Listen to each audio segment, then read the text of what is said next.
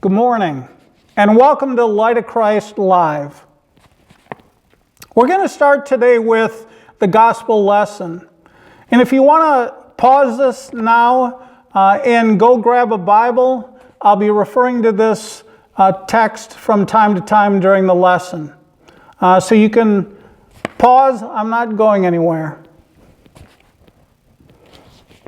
Well, today's text, again, Matthew chapter 8, verses 1 through 3, this is what it says.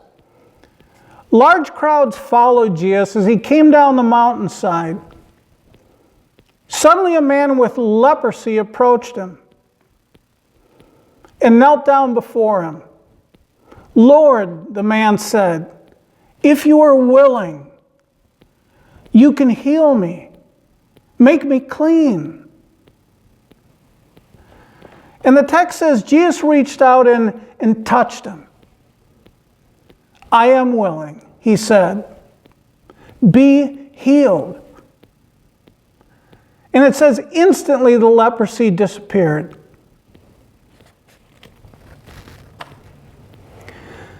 Franklin Delano Roosevelt, during a national crisis, once said, the only thing we have to fear is fear itself. And although I don't think he meant that to be taken literally, it did point people to where they shouldn't have their focus. And that was letting fear take a hold of them and paralyze them. Instead, their focus needed to be on being productive, things that led to overcoming the crisis at hand. And to me, those words seem very appropriate for all of us during this outbreak of the coronavirus. In today's Bible passage, we see a man with leprosy approaching Jesus. And in Jesus' time, leprosy was much like the coronavirus of today. It was thought to be highly contagious. And not only that, but it could be easily spread through airborne water droplets by someone coughing or sneezing. And it didn't seem to have a cure. And so the best way to fight it was social distancing or isolation. People with leprosy, for the most part, were kept away from other people. And they knew that the minute they came closer to someone, all the other people would engage in social distancing. They would move to the other side of the road or some other form of avoidance. Just like we're experiencing right now. And so as we look at today's text, when the man with leprosy approaches Jesus, he's a man who has had little contact with other humans, other than other lepers, for probably a very long time. He has, for all intents and purposes, been in a quarantine-like situation.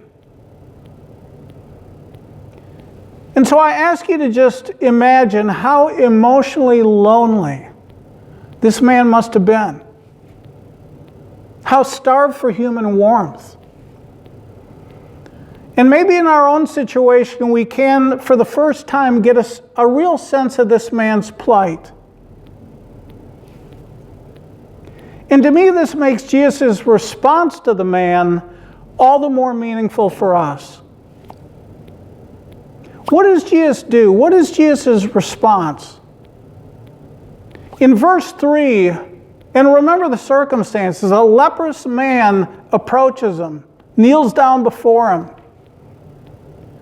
What a shocking response by Jesus. There we read, Jesus reached out and touched him. In the midst of social distancing, how amazing that touch must have been to that leprous man. That warm touch of human love. And so in this time of social distancing and isolation, we can be sure of this, that Jesus is not distancing himself from us. He did not shy away from giving a warm touch to that leper, and that same warm love is available to us as well. Even if others distance themselves from us, Jesus, God, clearly does not respond that way to us. And so I hope you take comfort in the love he shows for this man in today's Bible passage, and realize that that is how he wants us to understand his response to us now, during these times of isolation. And so we need not fear, because we are not in this alone. The second important thing that I see in this passage is what the leprous man sees as the roadblock that he feels must be overcome. And to see this, all you have to do is take a look at verse 2, if you've got your Bibles there. There we read, "Suddenly a man with leprosy approached him," Jesus, "and knelt down before him. 'Lord,' the man said, 'if you are willing, you can heal me, make me clean.'" Well, let me ask you this. What does this man see as the roadblock? See, to him it all boils down to this. It is a matter of will. He has little or no doubt that Jesus can do it. He probably saw Jesus healing other people. But for him it all boils down to whether Jesus is willing. And so I invite you to think about that for a minute. How many of us have been in situations where we know the other person can meet our request, but we aren't sure that they're willing to do it? We can probably come up with all sorts of situations in our daily lives. We might know that our employer can give us a raise. We just aren't sure that they're willing.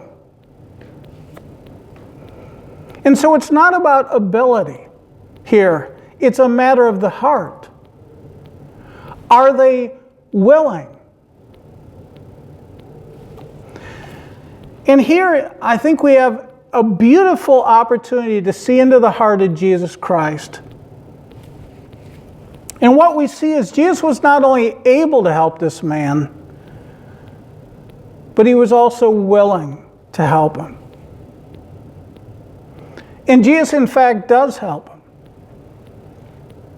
And so in our current crisis, we should also take comfort in the fact that we know God's heart.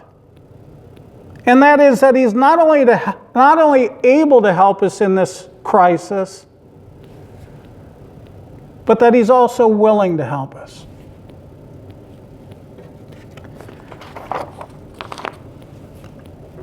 There's one more thing I want to mention today, and that is, as we look at our current situation, I think the same potential roadblock can stand in our way of, as the Army slogan says, being all that we can be. We can let our fears and sense of depression overcome our will to energetically move forward. And so, as President Roosevelt so aptly said, the only thing we have to fear is fear itself.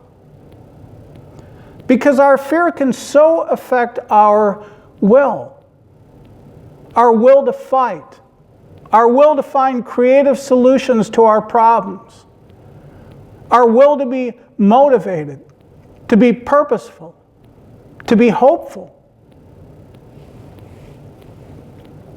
And so I think it's very, very important how we look at this time of forced isolation. For example, how many of us have in the recent past looked at our busy to-do lists and lamented the fact that because of all that we had to do, we didn't have time for the things we wanted to do at home. Or how we had so little time to connect with the people in our very own homes because we were constantly pulled from one activity to another to another. See, at times I've wished things would slow down so that I could do some of those things that I'd always found made their way to the back burner in my life. I've daydreamed how nice that would be to have that time. And so in this time of isolation, I would challenge you, each and every one of you, to think of things that you wished you could have done, but you didn't have the time. Or you always had places you had to go. And find something that you can be inspired to do because of this forced isolation. As a possibly comedic example, this week I thought to myself, what could I do now because of this time of isolation that I couldn't do before? You see, when I was growing up, I was a big fan of Bruce Willis, the actor of the Die Hard movie franchise. And as I've grown older, I've also come to really enjoy watching tough guy movies with actors like Vin Diesel of the Fast and Furious movies, and The Rock, Dwayne Johnson, who's been in a lot of different movies lately. And the question I want to ask you now is, do you know what all those tough guys have in common? Well, let me cut to the chase. They all have shaved heads. And so I always wondered growing up what I might look like with a shaved head. Would I look like Bruce Willis? And so the question I want you to wrestle with this morning is, so why didn't I just go ahead and shave my head? Find out. Well, especially as an adult, because I preach in front of people every 7 days, if I tried shaving my head and something horribly went wrong with that, then that would be on public display. And so out of fear, I never did it. Never did that thing I always wanted to do. Well, guess what? I hope the bright lights haven't been too much for you today. But this is what I did. Shaved my head. And my point is, because of this forced and unwanted isolation, I was able to do something that I've always wanted to do, but didn't. And so again, I would challenge you to think of things that you wished you could do, but you didn't have the time, or you always had places you had to go. And I'd like you to find something that you can be inspired to do because of this forced isolation. Well, let me just end this morning by saying that it is amazing to me the types of great things that have been done by people precisely because people have had bad times come into their lives and they've had too much time on their hands. And I think a great example of this is something that happened during the Great Depression. And my guess is that it's called that, the Great Depression, because of the effect that it can have on our will. The Great Depression. And so I want to give you a story from that time period. True story.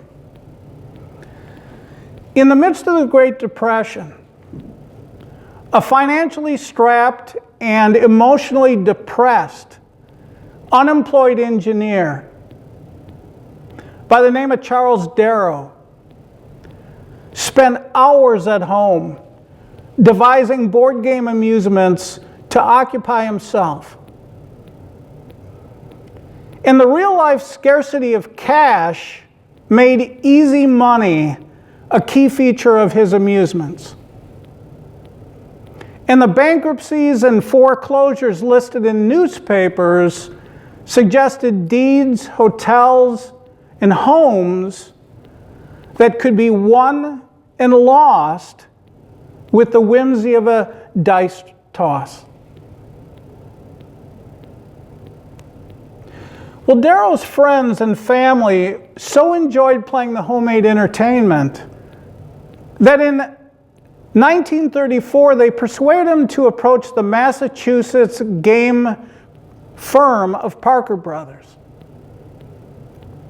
Company executives at Parker Brothers test played Darrow's game, which, as I'm sure you've already guessed, he had named Monopoly. However, the company executives at Parker Brothers unanimously rejected it on the grounds that the concept was dull, the action slow-paced, and the rules hopelessly complex. In other words, they had the ability to proceed with production of the board game. They just didn't have the will to do it. But you see, Darrow had the will. And so he persevered. And at Wanamaker's department store in Philadelphia, he found an executive owner who not only enjoyed playing the game, but who would stock it in his store. And so with loans from family and friends, think of that. Darrow had 5,000 Monopoly games manufactured and delivered to Wanamaker's store.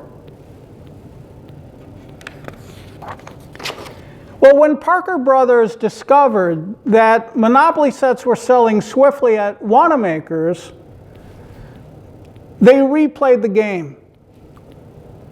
And oddly enough, found that the game was imaginative, fast-paced, and surprisingly easy to master. And so the game was copyrighted in 1935, and soon the Parker Brothers plant was turning out 20,000 Monopoly sets each week. And the unemployed Charles Darrow became a millionaire. And today Monopoly is one of the longest and best-selling board games, along with Scrabble, which, by the way, was also created by an unemployed man during the Great Depression. But through this man having too much time on his hands, he created one of the best-selling board games of all time.